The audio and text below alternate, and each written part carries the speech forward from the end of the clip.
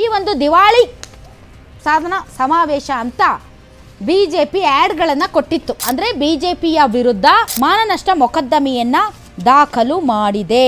ಈಗ ಪ್ರಶ್ನೆ ಮಾಡೋದು ತಪ್ಪ ಅಂತ ಸರ್ಕಾರದ ವೈಫಲ್ಯಗಳನ್ನು ಎತ್ತಿ ತೋರಿಸೋದು ಪ್ರತಿಪಕ್ಷವಾಗಿ ಬಿಜೆಪಿಯ ಆದ್ಯ ಕರ್ತವ್ಯ. ಅದು ಮಾಡಿದೆ. ಚೀಫ್ ರೋ ಯಾರು ಇದ್ದಾರೆ ಅವರನ್ನ ಕಳಿಸಿ ಮನೆಗೆ, ಒಳ್ಳೇದಾಗುತ್ತೆ ನಮಗೆ. ಬಿಜೆಪಿ ದೃಶ್ಯ ಮತ್ತು ಮುದ್ರಣ ಮಾಧ್ಯಮಗಳಲ್ಲಿ ಕೊಟ್ಟಿದ್ರು. ಏನಂತ ಕೊಟ್ಟಿದ್ರು? ಸಿದ್ದರಾಮಯ್ಯರಿಗೆ ದಿವಾಳಿ ಮಾಡೆಲ್ ಆಫ್ ಕರ್ನಾಟಕ ಬಿರುದು. ಯಾವ ಸಾಧನೆಗೆ ನಿಮ್ಮ ಸಂಭ್ರಮಾಚರಣೆ? ರೈತರ ಆತ್ಮಹತ್ಯೆ, ಬಾಣಂತಿಯರ ಸಾವಿಗಾಗಿ ಸಮಾವೇಶವೇ? ವಕ್ಫ್ ಮಂಡಳಿ ಹೆಸರಿನಲ್ಲಿ ಸಾಬರು ಲಕ್ಷಾಂತರ ಎಕರೆ ಜಮೀನು ದೇವಸ್ಥಾನದ ಆಸ್ತಿಯನ್ನ ಲೂಟಿ ಹೊಡೆದರಲ್ಲವೇ? ಇದಕ್ಕಾಗಿ ನಿಮ್ಮ ಸಾಧನಾ ಸಮಾವೇಶವೇ? ಕೆಪಿಎಸ್ಸಿ ಪ್ರಶ್ನೆ ಪತ್ರಿಕೆ ತಯಾರು ಮಾಡೋದಕ್ಕೆ ಯೋಗ್ಯತೆ ಇಲ್ಲದೆ ಇರೋರು, ಇದಕ್ಕೆ ನಿಮಗೆ ಸಾಧನಾ ಸಮಾವೇಶವೇ? ಗಣೇಶ ವಿಗ್ರಹಕ್ಕೆ ಜೈಲುವಾಸ, ಪಾಕ್ ಜಿಂದಾಬಾದ್ ಹೇಳಿದ್ದಕ್ಕೆ ಸಂಭ್ರಮವೇ? ಹೆಚ್ಚು ಬಾರ್ ವೈನ್ ಸ್ಟೋರ್ ತೆರೆದಿರುವುದಕ್ಕೆ ಅಭಿನಂದನೆ, ತಂದೆ ತಾಯಿಯ ಆಸೆಗೆ ಕೊಳ್ಳಿ ಇಟ್ಟರಲ್ಲವೇ?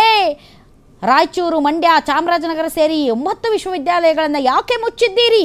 40 ಸರ್ಕಾರಿ ಸಂಸ್ಥೆಗಳು ದಿವಾಳಿಯಾಗಿವೆ. ಪ್ರವಾಸೋದ್ಯಮ, ರಾಜೀವ್ ಗಾಂಧಿ ವಸತಿ ನಿಗಮ, Mysuru paper mills, KSRTC, NW, KSRTC, BMTC, BESCOM ಎಲ್ಲ ಮುಚ್ಚುವ ಸ್ಥಿತಿಯಲ್ಲಿದೆ. CAG ವರದಿಯನ್ನು ಉಲ್ಲೇಖಿಸಿ ಈ ಒಂದು ದಿವಾಳಿ ಸಾಧನಾ ಸಮಾವೇಶ ಅಂತ ಬಿಜೆಪಿ ಆಡ್ಗಳನ್ನು ಕೊಟ್ಟಿತ್ತು. ಈ ಆಡ್ಗಳಿಂದ ವಿಚಲಿತವಾದಂತಹ ಕಾಂಗ್ರೆಸ್ ಸರ್ಕಾರ ಅವರ ವಿರುದ್ಧ, ಅಂದರೆ ಬಿಜೆಪಿಯ ವಿರುದ್ಧ ಈಗ ಒಂದು ಮಾನನಷ್ಟ ಮೊಕದ್ದಮೆಯನ್ನ ದಾಖಲು ಮಾಡಿದೆ. ವಿಜಯೇಂದ್ರ ಅವರು ಕೂಡ ಟ್ವೀಟ್ ಮಾಡಿದ್ದಾರೆ.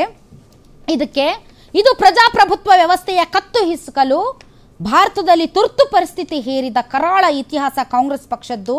ಪ್ರಜಾಪ್ರಭುತ್ವದ ಅವಿಭಾಜ್ಯ ಅಂಗವಾಗಿರುವ ವಿರೋಧ ಪಕ್ಷವನ್ನು ತೋರಿಸಿ ಟ್ವೀಟ್ ದಮನ ಮಾಡಲು ವಿರೋಧಿ ರಾಜಕೀಯ ನೇತಾರರು ಹಾಗೂ ಪ್ರಮುಖರನ್ನ ಜೈಲಿಗೆ ತಳ್ಳಿದ ಕುಖ್ಯಾತಿ ಕಾಂಗ್ರೆಸ್ ಪಕ್ಷದ್ದು. ತುರ್ತು ಪರಿಸ್ಥಿತಿ ಹೆಸರಲ್ಲಿ ಮಾಧ್ಯಮ ಕಚೇರಿಗಳಿಗೆ ಬೀಗ ಜಡಿದು ಮಾಧ್ಯಮ ಸ್ವಾತಂತ್ರ್ಯವನ್ನು ಹತ್ತಿಕ್ಕಿ ಸಂವಿಧಾನದ ಆಶಯದ ಮೇಲೆ ಅಟ್ಟಹಾಸ ಮರದ ಇತಿಹಾಸ ಕಾಂಗ್ರೆಸ್ ಪಕ್ಷದ್ದು ಅಂತ ವಿಜಯೇಂದ್ರ ಅವರು ಟ್ವೀಟ್ ಮಾಡಿದ್ದಾರೆ. ಅಂದರೆ ಪ್ರಜಾಪ್ರಭುತ್ವ ವ್ಯವಸ್ಥೆಯಲ್ಲಿ ಕತ್ತು ಹಿಸ್ಕೋದಕ್ಕೆ ಟ್ರೈ ಮಾಡ್ತಾ ಇದೆ ಕಾಂಗ್ರೆಸ್ ಪಾರ್ಟಿ ಅಂತ. ಅಂದ್ರೆ ಪ್ರಶ್ನೆ ಮಾಡಂಗಿಲ್ವಾ? ಹಾಗಾದ್ರೆ ಹಿಂಗ್ ಪ್ರಶ್ನೆ ಮಾಡೋದೇ ತಪ್ಪಾ? ಅದೇ ನನಗೂ ಅರ್ಥ ಆಗ್ತಾ ಇಲ್ಲ. ಈಗ ಪ್ರಶ್ನೆ ಮಾಡೋದು ತಪ್ಪ ಅಂತ ನೀವು ಈಗ ಯಾವ ಬಿಜೆಪಿ ಈಗ ಕಾಂಗ್ರೆಸ್ ಸರ್ಕಾರದ ವೈಫಲ್ಯಗಳನ್ನ ದಿವಾಳಿ ಸಾಧನಾ ಸಮಾವೇಶ ಅಂತ ಹೇಳಿ ಪೇಪರ್ಗಳಲ್ಲಿ ಮತ್ತು ದೃಶ್ಯ ಮಾಧ್ಯಮಗಳಲ್ಲಿ ಆಡ್ ಕೊಟ್ಟರು. ನನ್ನ ಪ್ರಕಾರ ಸರ್ಕಾರದ ವೈಫಲ್ಯಗಳನ್ನು ಎತ್ತಿ ತೋರಿಸೋದು ಪ್ರತಿಪಕ್ಷವಾಗಿ ಬಿಜೆಪಿಯ ಆದ್ಯ ಕರ್ತವ್ಯ. ಅದು ಮಾಡಿದೆ. ಅದನ್ನ ಸಹಿಸಿಕೊಳ್ಳದ ಕಾಂಗ್ರೆಸ್ ಮಾನನಷ್ಟ ಮೊಕದ್ದಮೆ ಹಾಕೋದಕ್ಕೆ ಹೊರಟಿದೆ.